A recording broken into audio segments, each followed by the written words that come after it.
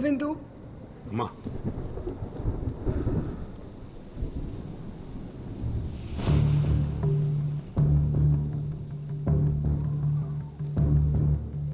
నాకొక చిన్న సాయం చేసి పడతావా? అయ్యా ఏంటమ్మా? ఆసి ఎక్కడున్నాడో అక్కడికి తీసుకెళ్లి నన్ను దింపేస్తావా?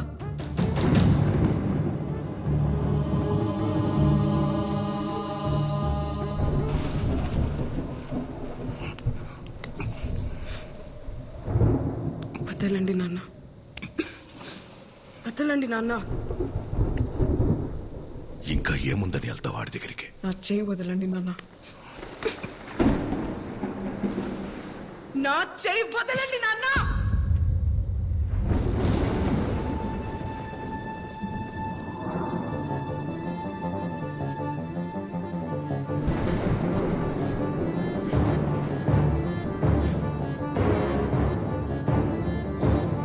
నా కోపం వస్తోంది నాన్న. నేను ముసల్దాన్ని అయిపోతాను, కానీ కోపం రావాల్సింది నీ మీద కదా. మీరెంత నరకం చూపించినా ఒక్కరోజు కూడా చెప్పకుండా ఆడిలో ఆడి ఏడ్చినందుకు నాకు ఆసిగాడి మీద కోపం వస్తుంది నాన్న. నేను ఆడి దగ్గరికి వెళ్ళి ఆడి కోసం ముసల్దాన్ని అయిపోతాను.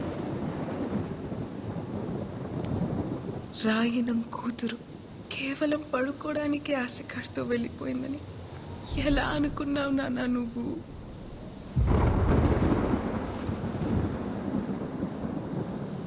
అలా వెళ్ళిందాన్నైతే సాయంత్రానికి తిరిగి వచ్చేస్తాను కదా.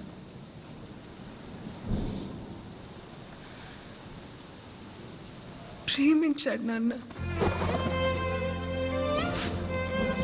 ఏమైంది?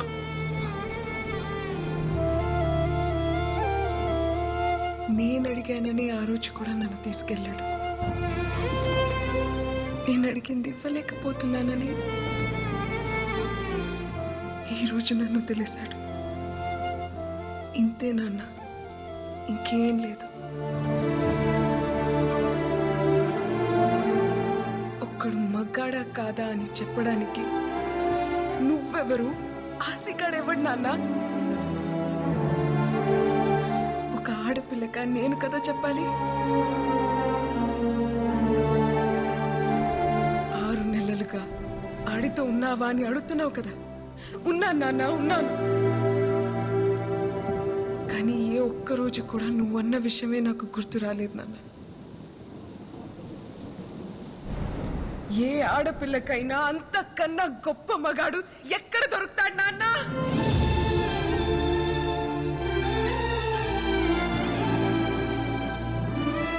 మా టీచర్ చెప్పింది నాన్న, మగతనం అంటే నువ్వు అనుకున్నట్టు 2 కాళ్ల మధ్య ఉండేది కాదని, మగాడి నరాల్లోనూ ఉంటదని.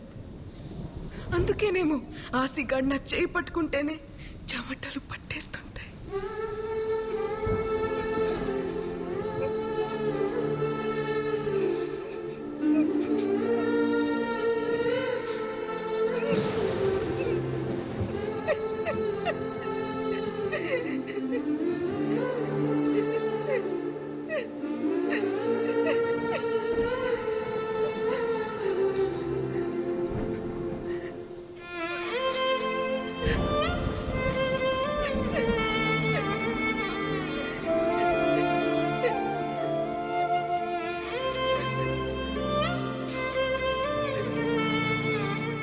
ప్రేమంటే పట్టుకోవడం నాన్న, వదిలేయడం కాదు. అయినా ప్రేమ గురించి మీకేం తెలుసులే. అమ్మ మంచం పట్టిన తర్వాత ఒక్కసారైనా ప్రేమగా పట్టుకుని ఉంటే మీకే తెలిసేది వదిలేయడం ఎంత కష్టం.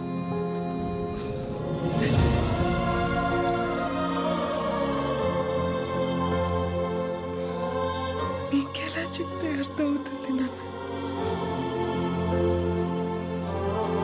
ఆసిగాడు నా మీద పడుకోని అవసరం లేదు.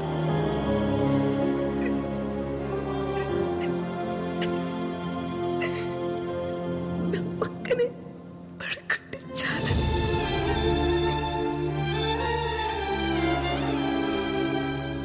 దానికోసమే నేను వెళ్ళిపోయానని మీరు రాత్రి మొత్తం గడిపాను నాన్న. ఆ అనుభూతి చాలు ఈ జీవితం మొత్తానికి.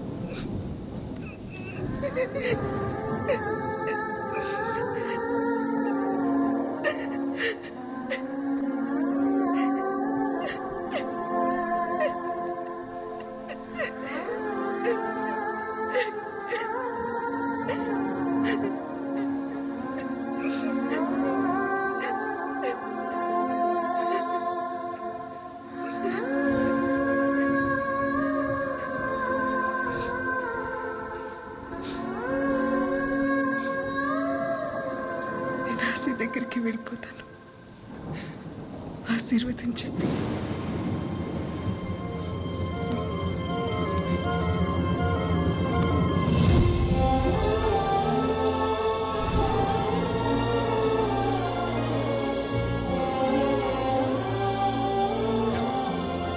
విలువమ్మా. యా, విలువమ్మా. వీడు వస్తుందయ్యా. యా, ఆగు, చెప్పలే.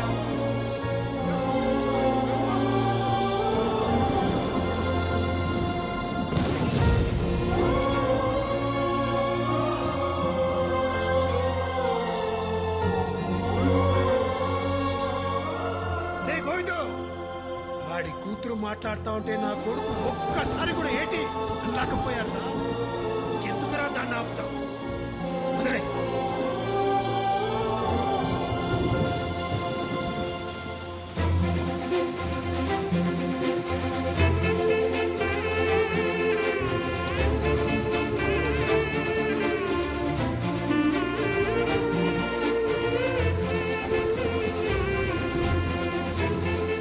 ఏం కాదులే. ఇప్పుడు కూడా నన్ను హక్ చేసుకోవచ్చు. ఇప్పుడు కూడా ముద్దు పెట్టుకోవచ్చు. ఇప్పుడు కూడా కావాల్సినంత ప్రేమించుకోవచ్చు.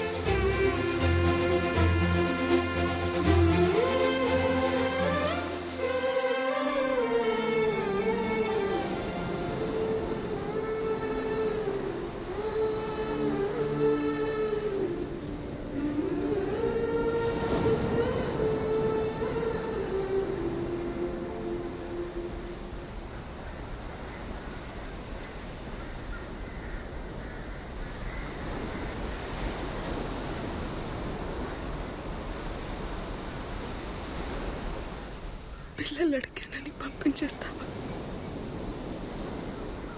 పిల్లలు కావాలంటే నీతో కావాలని ఆశి, వేరే వాడితో కాదు. అది కాదు దేవమ్మ. పరమేశ్వర కాపాడు తండ్రి. తాతయ్య, దేవుడికి చేయలేదు కదా, మరి వరాలిస్తాడంటావా? రాయి పాడైపోయినంత మాత్రాన దేవుడు పాడైపోతాడేంటి తల్లి? లోపల దైవత్వం ఉంటే విగ్రహం ఎలా ఉన్నా పర్వాలేదమ్మా. ప్రేమకు దైవత్వానికి అంగవైకల్యం ఉండదు తల్లి.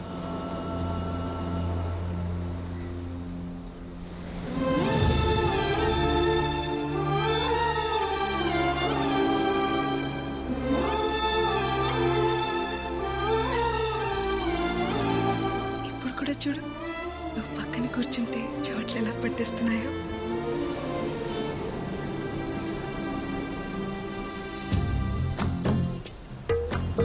రాయను ఆశీగాడిలో మగతనాన్ని చంపేసిన మగాన్ని మాత్రం చంపలేకపోయాడు. మనిషి మనసు సముద్రం లాంటిది. అందులో పుట్టే ప్రేమ ఉప్పెన లాంటిది. సముద్రానికి హద్దులుండొచ్చు, ఉప్పెనకి ఎవరైనా హద్దులుంచగలరా? అందుకే అన్ని హద్దులు దాటి దేవమ్మ ఆశీతో వెళ్ళిపోయింది. ప్రేమతో కూడిన ఒక్క స్పర్శ సరిపోదా ఒక జీవితకాలం మొత్తానికి.